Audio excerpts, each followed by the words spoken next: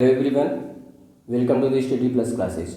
आज मैं आपके समक्ष योग दिवस पर योग से जुड़ी हुई कुछ महत्वपूर्ण संदर्भों को लेकर प्रस्तुत हूँ जो मैंने अपने जीवन में अनुभव किया है और योग के जो लाभ मैंने प्राप्त किए हैं उन्हीं लाभों से आपको भी दो चार करूँगा और आप भी उन लाभों से अभिभूत होंगे और स्वास्थ्य, शिक्षा और परीक्षा, इन तीनों संदर्भों में योग का जो योगदान है उस योगदान को आपके समक्ष प्रस्तुत करूंगा। आप भी लाभान्वित हो, इस मंशा के साथ मैं प्रस्तुत हूँ।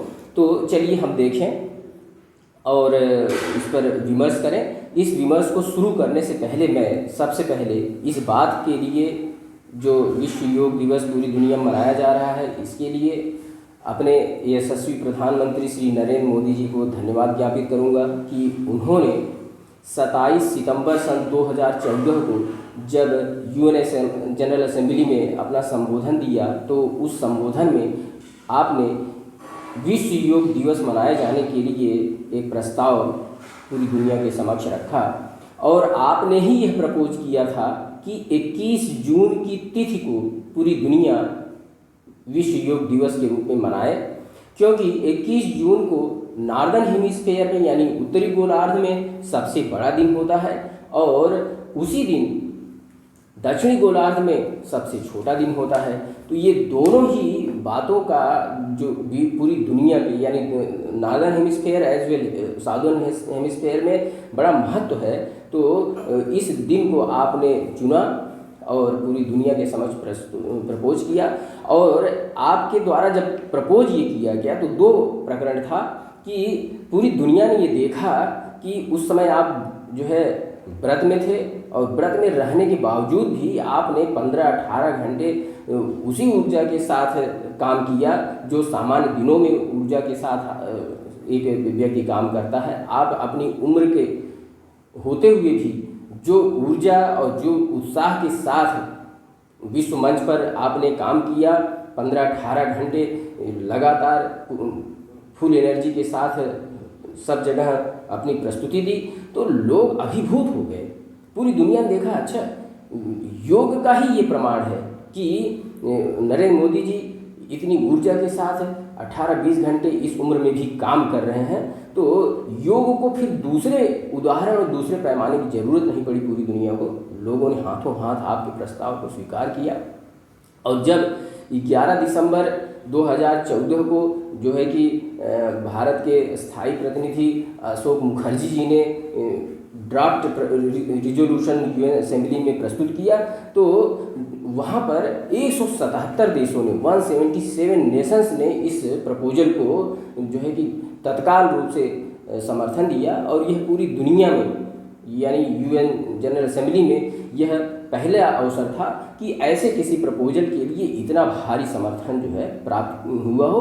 तो बिना किसी वोटिंग के यह यूएन द्वारा एक्सेप्ट कर लिया गया और अब जो है 21 जून 2015 को पहली बार पूरी दुनिया ने विश्व योग दिवस को मनाया और उसके बाद से ये सिलसिला चल पड़ा है और पूरी दुनिया योग के अनंत लाभों से लाभान्वित हो रही है। तो मैंने अपने व्यक्तिगत जीवन में जो थोड़े से योग के लाभ प्राप्त किए हैं वह आपके साथ साझा करूंगा। जो चीज़ों को मैंने अनुभव नहीं किया है मैं उन पर बात नहीं करूंगा। तो देखें, सबसे पहला जो मैंने लाभ है योग पर प्राप्त किया वह मैं बताऊं। तब मैं योग के बारे में बहुत कम जानता था, लेकिन हुआ क्या 2005-06 में मेरे बाल पकने लगे थे और झड़ने लगे थे अचानक। परीक्षाओं का दबाव था, उन परीक्षाओं के सफलताओं असफलताओं के कारण जो है बाल का झड़ना और पकना अचानक से शुरू हो गया और उसी दरमियान यह भी मैंने अनुभव किया। ये 6-7 महीने कुछ एकाध नकारात्मक परिणामों के बाद 6-7 महीने में मैंने अनुभव किया कि इसके पहले नहीं बाल पक रहे थे और न बाल उस तरह से झड़ रहे थे और यह भी अनुभव में आया उसी 6-7-8 महीने में कि पेट भी थोड़ा निकलने लगा है। तो ये 3 चीज़ें एक युवा मन को बहुत उद्वेलित करती हैं और हमारे बहुत सारे प्रतियोगी छात्र छात्राएं इस समस्या को लेकर के कुंठा का भी शिकार हो जाते हैं, मन अंदर से हीन भावना का शिकार होने लगता है। तो मैं भी हीन भावना का शिकार होने लगा, ऐसा मुझे अनुभव हो रहा था। तो मैंने कहा कि इसका समाधान हम कैसे करें। तो उस प्रक्रिया में मैंने योग को अपनाया था। पहली बार जब मैंने जीवन में योग अपनाया था तो वह यह प्रकरण था। तो देखिए मैंने किया क्या, जिससे बालों का झड़ना उस समय रुक गया और बालों का पकना भी निश्चित रूप से रुक गया। उस समय जितने बाल जो है कि मेरे पक गए थे वो लगभग स्थिर वो ख़त्म हो गए, वो जो है कि काले बाल हो गए। बाद में जा कर के फिर से जो है कि पकेंगे, उम्र के साथ पकेंगे। ये बाबा रामदेव जी के भी बाल पके हैं और आप श्री नरेंद्र मोदी जी को भी देख रहे हैं, उनके बाल पके हैं। बाल तो एक उम्र में पकना कोई समस्या नहीं है, लेकिन एक वह उम्र जिस उम्र में बाल नहीं पकने चाहिए, उस उम्र में जब बाल पकता है तो वह थोड़ा बर्दाश्त नहीं होता है और वही समाधान योग दे सकता है। अच्छा, दीर्घ काल तक ही बालों के पकने को रोका जा सकता है, उसके लिए भी मैं इसी संगत प्रक्रिया में उपाय बता दूंगा। देखिए मैंने किया क्या, बाल पकने को रोकने के लिए मैंने जो किया वह योगासन मैं आपको बता दे रहा हूँ। इसे सर्वांग आसन कहते हैं। देखिए सर्वांग आसन आप अन्य जगहों से भी देख लेंगे, वैसे मैं जो बता रहा हूँ यह भी मानक ही है। हाँ, आप ऐसे आराम से लेट जाइए शिथिल भाव से और रिलैक्स हो जाइए। रिलैक्स हो जाने के बाद आप जो है कि ऐसे पैर उठाइए, फिर ऐसे कमर उठाइए और इन दोनों हाथों के सहारे से आप ऐसे कीजिए। यह जो आसन है, इस आसन में आप 1 minute, 2 minute, 5 minute, 10 minute, 15 minute आप रह सकते हैं। बहुत रिलैक्स्ड आसन है। इसकी कंपटीशन में एक आसन है जिसे शीर्षासन कहते हैं। शीर्षासन भी बताया जाता है। पूरे सिर के ही बल खड़े हो जाइए। अब यहाँ पर मैं कमर को और कंधे को सहारा दिया हूँ और ऐसे खड़ा हूँ। वह तो सिर के बल सीधे से खड़े हो जाना हुआ। मैं कभी भी सिर के बल सीधे खड़ा नहीं हुआ। बचपन में होते थे, जब 8, 10, 12 साल की अवस्था थी तो खेल खेल में होते थे, लेकिन जब योग की ज़रूरत हुई तो मेरा साहस कभी नहीं हुआ कि मैं शीर्षासन करूं, क्योंकि मैं डरता था और अनावश्यक मैं रिस्क नहीं लेना चाहता हूं। सीधी सी बात, मैं न किसी को कहता हूं कि कोई ऐसा आसन करें जिसमें आपको रिस्क हो। अच्छा देखें, ऐसा आप शुरू में जब करना शुरू करेंगे तो आप 1-2 मिनट करें। अगर आपको अभ्यास करने में शुरुआती कठिनाई न आए, इसका ध्यान रखना है। शुरू में 1-2 मिनट करें, ज़्यादा नहीं, और क्रमशः रोज रोज बढ़ाते जाएंगे अपना समय, अपने शरीर का ध्यान रखते हुए। तो ऐसा आप करेंगे। अच्छा, इसमें हो क्या रहा है, अब देखिए, जो हृदय ब्लड को पंप कर रहा है, वह पंपिंग के कारण ब्लड आ रहा है कहाँ पर, आ रहा है सीधे से सिर को। और हम लोग दिन भर चलते रहते हैं, बैठे रहते हैं और काम करते रहते हैं, तो सिर के को ब्लड उतनी पर्याप्त मात्रा में नहीं मिल पाता जितना मिलना चाहिए। इस समय सिर को बहुत अधिक पर्याप्त मात्रा में ब्लड का सर्कुलेशन हो रहा है। इससे जो वहाँ पर धमनियाँ, शिराएँ हैं, वहाँ पर ब्लड का जो ताज़ा संचार हो रहा है, उससे उनकी एनर्जी बढ़ रही है। अच्छा, ऐसा अब आप करें जब तक कर पाए, उसके बाद आप रिलैक्स हो जाएं। और रिलैक्स होने के बाद आप तत्काल नहीं उठें। क्यों नहीं तत्काल उठें, देखें, क्योंकि अब ब्लड का जो संचार सिर और दांत यानी मुंह, आँख, ये सब, इस पूरे सेक्शन को जो ब्लड का संचार इस समय हुआ है, वह अन्य समय की तुलना में अधिक हुआ है। यानी अब इधर ब्लड पर्याप्त रूप से अधिक गया है। तो अब इतना करने के बाद आप तत्काल न उठ जाएं, आप थोड़ा रिलैक्स हों। कहा तो यह जाता है कि जितनी देर आप इस आसन में थे, सर्वांग आसन में थे, उतनी ही देर आप शवासन में, यह शव जैसे, यानी लाश जिसे कहते हैं, मृत शरीर जिसे कहते हैं, वह जैसे एकदम रिलैक्स स्थिति में रहती है, हाँ, उसे शवासन कहते हैं। यानी कुल मिलाकर के आप इतने शिथिल हो जाए कि एकदम रिलैक्स जिसे कहते हैं, हाँ, व्यक्ति रिलैक्स तभी होता है जब वो स्थिति आ जाती है, हाँ, निगम हो जाता है। तो वह वाली स्थिति को शवासन कहा गया।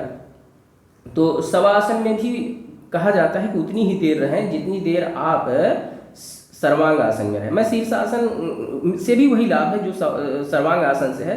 तो शीर्षासन में थोड़ा चुनौती अधिक है, सिर के बल खड़े होने में कभी बैलेंस नहीं बन पाया तो गर्दन जो है कि में तनाव आ जाएगा, प्रॉब्लम आ जाएगी, तो इतनी चुनौती नहीं लेना हुआ। आप सर्वांग आसन से वही लाभ अर्जित कर सकते हैं। तो शीर्षासन में मैं जाने की स्वयं हिम्मत नहीं किया तो मैं किसी को नहीं कहूँगा। अच्छा, यह करते समय मैं एक और जो अपना अनुभव बता दूँ आपको, वह यह कि जब मैं ऐसे करता हूँ और इस तरह से करता था तो शुरू में मेरे को कोई कभी समस्या नहीं हुई, लेकिन बाद में मुझे यहाँ गर्दन पर जो है दर्द का अनुभव हुआ। यह 3-4 साल पहले। तो मैंने यह नियमित रूप से करना छोड़ दिया। क्यों छोड़ दिया? क्योंकि जब करता तो यहाँ गर्दन पर दर्द का अनुभव होता। तो मैंने कहा यार, एक लाभ के लिए दूसरा नुकसान अर्जित कर लें। चलो बाल ही अब पकेंगे तो क्या है, तो बालों का पकना और झड़ना तो उम्र और ज़िंदगी का एक तजुर्बा ही है, सिलसिला ही है। उसको लेकर के इतना क्यों ले कि गर्दन का हो जाए। तो हमने जो है कि उसको तब थोड़ा कम कर दिया। कुल मिलाकर के अब हम रेगुलर नहीं करते हैं। पिछले 4 सालों से 5 सालों से इसको अब रेगुलर नहीं करते, लेकिन उस समय जब मैंने इसको किया तो मुझे जो लाभ मिला वह यह कि विदिन 2 मंथ मेरे बाल झड़ने स्वतः बंद हो गए।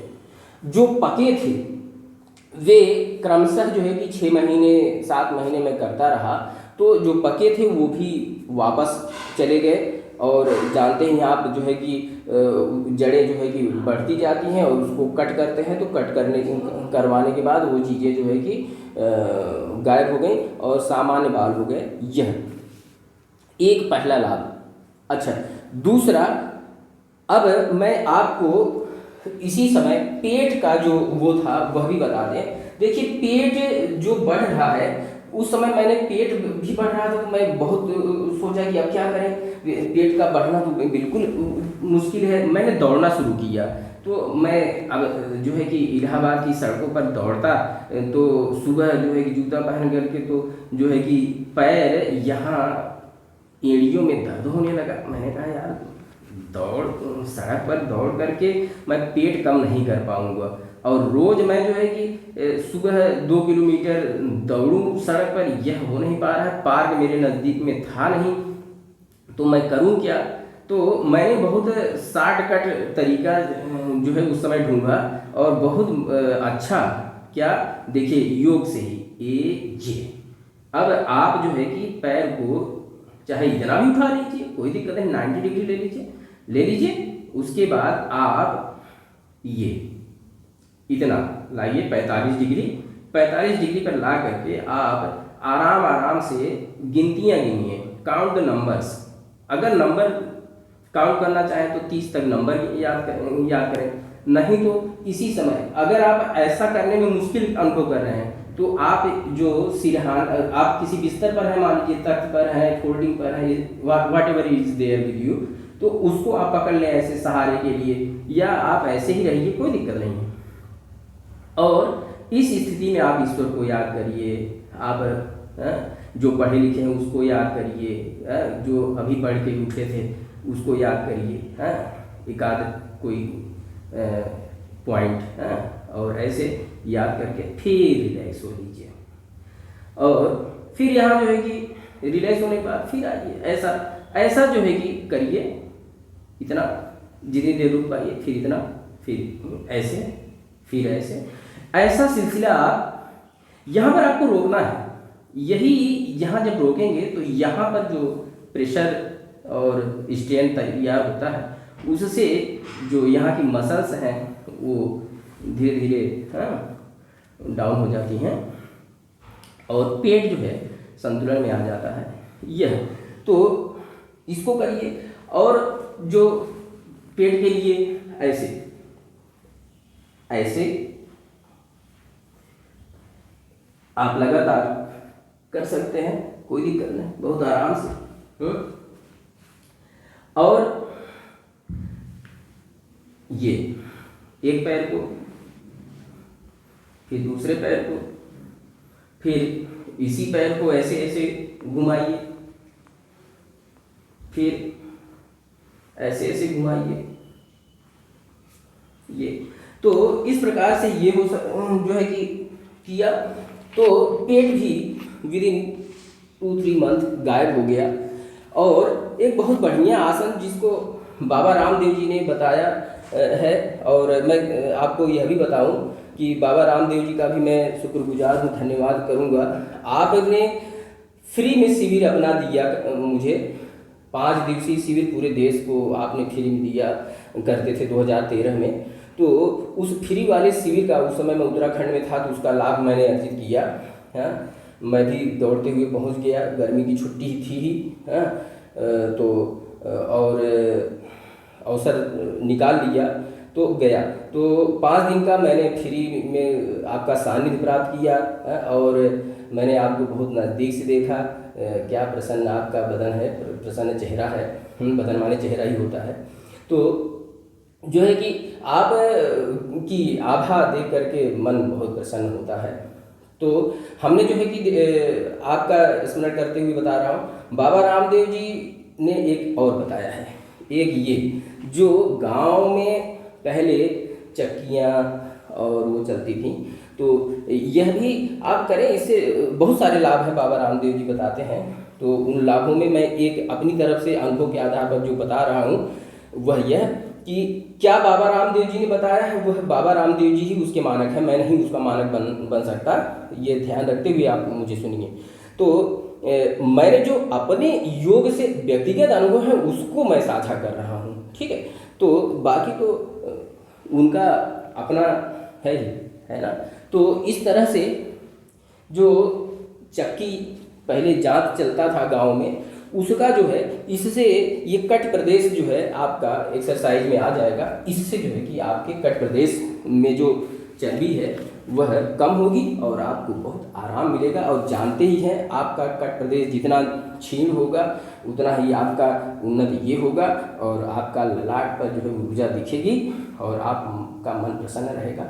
ये अब देखें, बाल का झड़ना मैंने बता दिया, पेट का मैंने बता दिया। अब यादाश्त एक बहुत बड़ा प्रकरण है जो प्रतियोगी छात्रों के बीच में और पढ़ने लिखने वाले बच्चों के लिए बहुत महत्वपूर्ण है, वह बता दें। यह जो सर्वांग आसन है वो यादाश्त को भी बढ़ावा देता है। क्यों? क्योंकि यादाश्त जो है वो मस्तिष्क से होती है। तो यादाश्त के लिए देखिए, आपने बहुत बचपन से ही देख रहे होंगे, और बल्कि भारत में तो मैं जान रहा हूँ और दुनिया में नहीं जान रहा हूँ, प्राचीन काल से देखिए, जब बच्चे स्कूलों में जाते थे तो उन्हें आप कहेंगे कि गुरुजी लोग जो बच्चे अच्छा नहीं कर पाते थे उनको मुर्गा बना देते थे। ऐसे कान यहाँ से हाथ निकलवा करके कान पकड़वाते थे और मुर्गा बना देते थे। उसे आमतौर पर दंड ही माना गया कि लोग दंड दे रहे हैं, लेकिन उसका एक यौगिक असर भी था, वह बता दें क्या। जब आप अब कान मत पकड़िए आप, क्योंकि आप कान पकड़ेंगे तो योग का आनंद आपका छीन हो जाएगा। आप कहेंगे कि अरे मैं सेल्फ पनिशमेंट में हूँ, ऐसा नहीं। आप हाथ को ऐसे करिए, ऐसे करिए कमर पर ले जा करके, और सिर को ऐसे आह्वान करिए। सिर को ऐसे हिलाइए, या आप न हिलाइए, आप ऐसे ही रहिए, कोई दिक्कत नहीं, मत हिलाइए। हिलाते हैं तो अधिक प्रभाव आएगा, लेकिन आप ऐसे ही रह लीजिए और 4-5 मिनट 10 मिनट जितना देर रहना चाहें। इससे क्या है, ब्लड सर्कुलेशन जो है आएगा। अच्छा, अब आप सर्वांग आसन नहीं कर पा रहे हैं किन्हीं कारणों से, यह कर लीजिए ना। सर्वांग आसन वाले ही पैरामीटर यहाँ पर भी आ रहे हैं, पूरे जो परिसंचरण तंत्र हमारे शरीर का है उसका।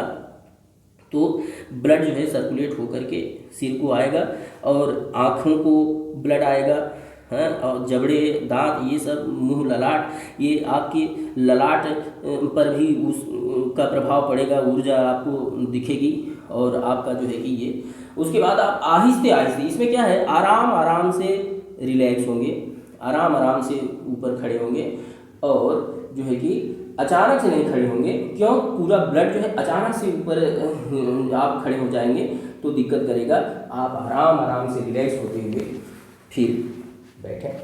तो ये जो है सावधानी इसमें रखनी है, जो वही है।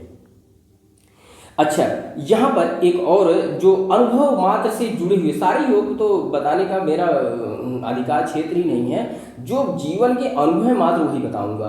देखें, एक जो है कि गले की समस्या को लेकर के मैं थोड़ा परेशान रहा, तो मुझे इन्फेक्शन जो है कि एलर्जिक इन्फेक्शन है, गले में थोड़ा कफ निकलता था, तो जो है कि यह कई वर्षों से मैं परेशान था। मैं आयुर्वेदिक और होम्योपैथिक और एलोपैथिक सारे इलाज करवाया। तो मैंने इलाहाबाद में तेज बहादुर सप्रू हॉस्पिटल है, वहाँ पर जा कर के 2015 में तो मैं इतना परेशान हो गया, मुझको डर लगता था कहीं मुझे टीबी तो नहीं है। तो मैं वहाँ पर डॉक्टर वर्मा सर हैं तेज बहादुर सप्रू हॉस्पिटल में, उनके पास गया। तो आपने जो मेरे आग्रह पर जो है मुझे एक्सरे तक भी करा दिया कि चलो आपके भय को दूर करने के लिए, कॉन्फिडेंट कराने के लिए आपको बता दूं कि मैं जो है कि एक्सरे भी करवा दिया उन्होंने। और उसके बाद कहा देखो अब पूरे प्रामाणिक रूप से मैं आपको सर्टिफिकेट लिख करके दे दूं, कहिए तो, कि आपको टीबी नहीं है। मैं बहुत रिलैक्स हुआ। उसके बाद फिर इलाज के संदर्भ में ही वहाँ पर उसी हॉस्पिटल में ईएनटी में जो है कि डॉक्टर साहब हैं, उनके पास गया। उन्होंने बताया कि आपको पेरिन्जाइटिस इन्फेक्शन है। तो अच्छा, फिर तब उसमें मैंने क्या किया, देखिए योग का और थोड़ा सा अन्य चीज़ें हैं उस पर। तो योग में एक है उज्जयी प्राणायाम, उसको भी किया। वो कुछ इस तरह से है।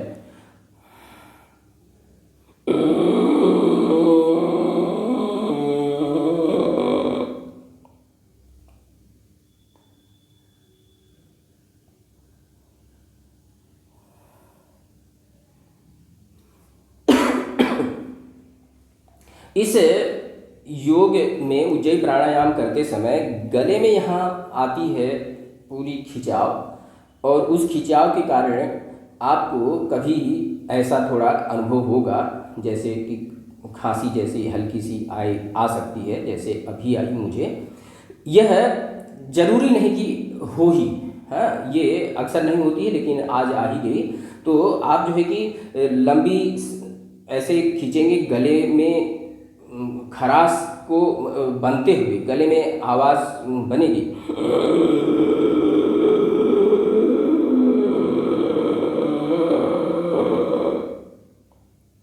इसके बाद आप जो श्वास लिए हैं उसको अंदर भरे रखें और थोड़ी को आप यहाँ लगाएं, और ऐसा लगा करके जितनी देर तक श्वास को रोक सकते हैं रोकें।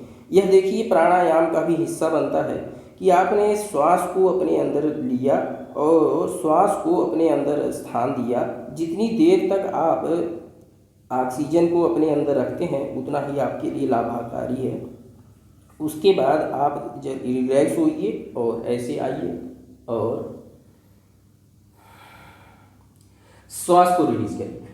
यह जो है कि उज्जयी प्राणायाम है, इससे गले की जो दुश्वारियां हैं वो दूर होती हैं। लेकिन इससे भी मैं कह रहा हूँ अपने अनुभव के आधार पर कि मैं अपनी उस बीमारी से इलाज क्योर नहीं हो पाया। राहत तो अनुभव में आती थी लेकिन क्योर नहीं हो पाया। तो गले की इस समस्या का इलाज मुझे मिला तब जब मैंने गर्म नमक पानी का गरारा किया और भाप ली। तो गर्म नमक पानी का गरारा आप करें और भाप लें पानी का, तो इससे आपको जो है कि ये गले संबंधी अगर कोई विकार है तो वह रिलैक्स हो जाता है। मैं एलोपैथिक आयुर्वेदिक सब दवाइयों को करने के बावजूद भी क्योर नहीं हो पाया, लेकिन इतने मात्र से कि गर्म पानी नमक का गरारा और जो है भाप लेने से वो काफ़ी रिलैक्स हो गया, लगभग क्योर हो गया। अच्छा, एक और अंतिम बात केवल यह कि आप थोड़ा सा ऐसे ध्यान अवस्था में अपने को लाने की स्थिति में रहें। ये याददाश्त को बढ़ाने के लिए एक पॉजिटिव बात है। और जो है आप किसी पठन पाठन परीक्षा इत्यादि के संदर्भ में प्रस्तुत होने जा रहे हैं तो आप लंबी श्वास ले लें 5-10 और थोड़ा अधिक अपने अंदर जब श्वास लंबी ले लेते हैं तो इससे जो मस्तिष्क है उसे जो है कि रिवाइवल मिलता है और वह सारा काम तो आप मस्तिष्क से ही करते हैं, तो उसे जो ऊर्जा मिलती है वह आपके काम में प्रदर्शित होती है और आपके परिणाम के रूप में वह आती है। तो आपको थोड़ा इंक्रीमेंटल इफेक्ट उसका मिलेगा और बाकी तो आप जितना मेहनत करेंगे उसी का परिणाम मिलेगा। सब कुछ केवल योग से नहीं होगा। आप अधिक पढ़ें, अधिक मेहनत करें, लेकिन हाँ योग इत्यादि से ये होगा कि आपको अधिक मेहनत और अधिक पठन के लिए यह आपकी शरीर को तैयार करेगा और निश्चित रूप से आपका शरीर तैयार